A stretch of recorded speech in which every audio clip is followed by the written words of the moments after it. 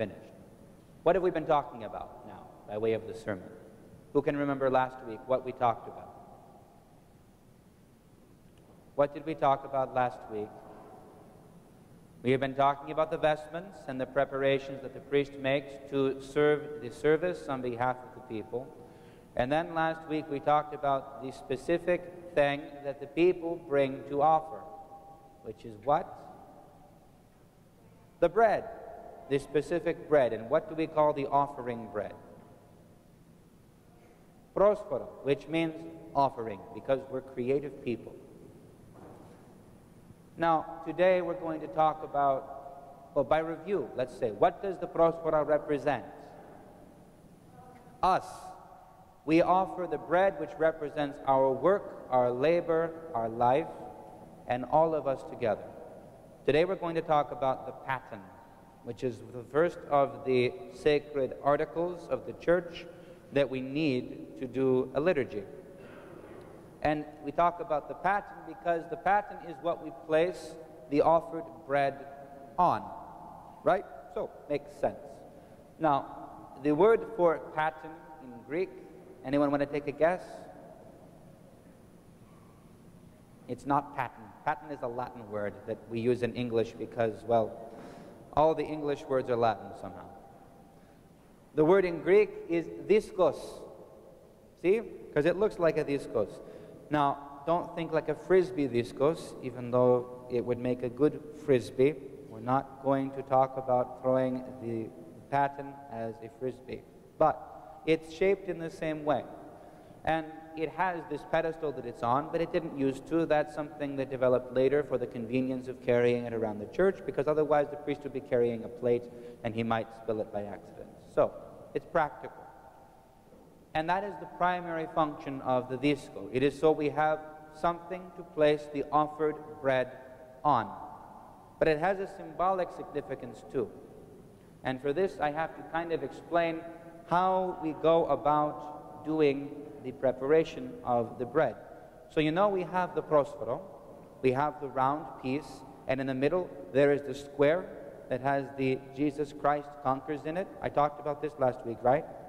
There's the square, and it has the 8 letters.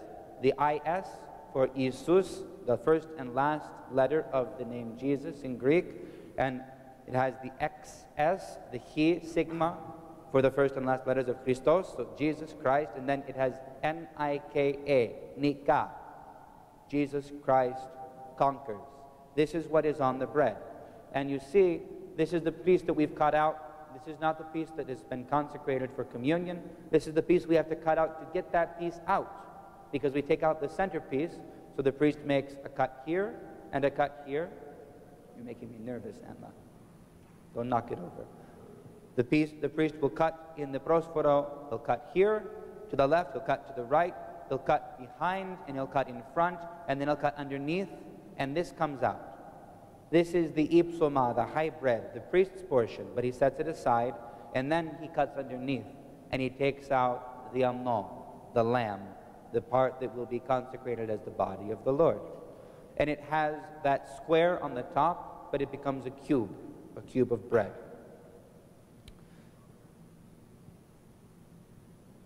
There are prayers that the priest says as he cuts it out, though. As he cuts to the left, he says, "He was led as a sheep to be slaughtered." This is from the prophecy of Isaiah, foreseeing the coming of the Lord. And as a lamb before his shearer is dumb and does not speak, so he did not open his mouth even when he was condemned. And he cuts out the next piece. In his humiliation, judgment was taken away from him. His standing before the law. You can only go for trial if someone will claim you, if you have rights as a citizen. But Pilate didn't want to judge Christ. Herod didn't want to judge Christ. They sent him back and forth. No one would claim him. His standing was taken away. And who could tell what was his generation? Who will tell what is his tribe? The last verse, as we cut out the bottom. Because no one wanted Christ. And then we cut underneath, and we pick it up, and we say, for his life was taken out of the earth. And this becomes the basic point of these actions. We bring an offering that represents us, and on our behalf it represents the world that Christ has come to save. He has united himself with us in our brokenness and our weakness and our sinfulness. He has joined himself with us and has suffered the consequences of that. And then he was lifted up, and his life was taken out of the world. And when we place it here, what we reflect is that Christ, who is God, who created this world, which in our rebellion we broke, he came into the world and united himself with it. And by the hands of men, he was lifted up and cut off out of the world. But by the power of God, he becomes the first fruits of a new creation.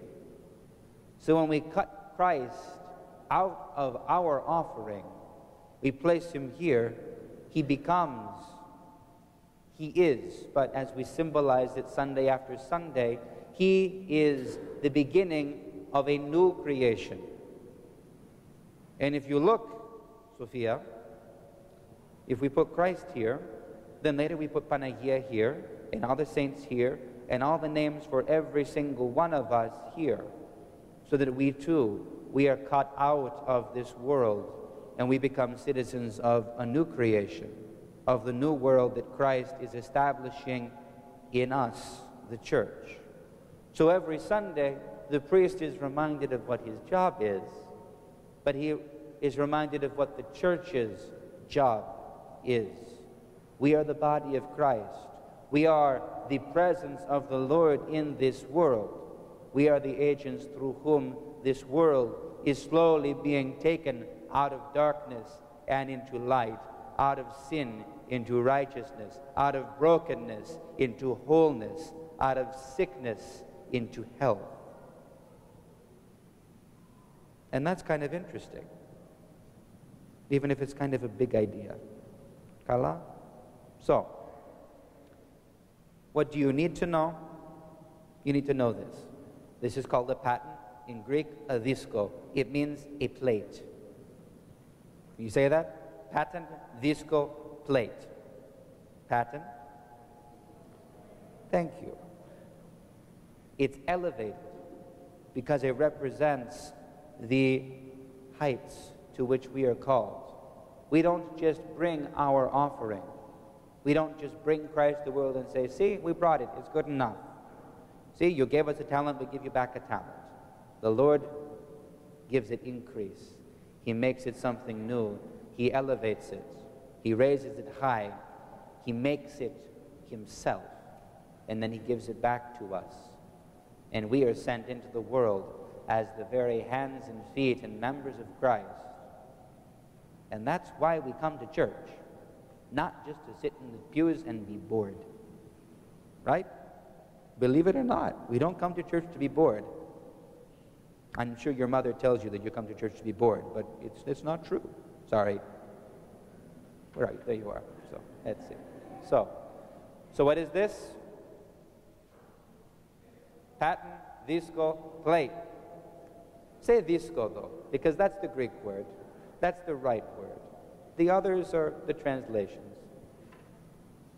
And what does it mean? That Christ came into the world, but he is taken out of the world and is changing the world, starting with himself.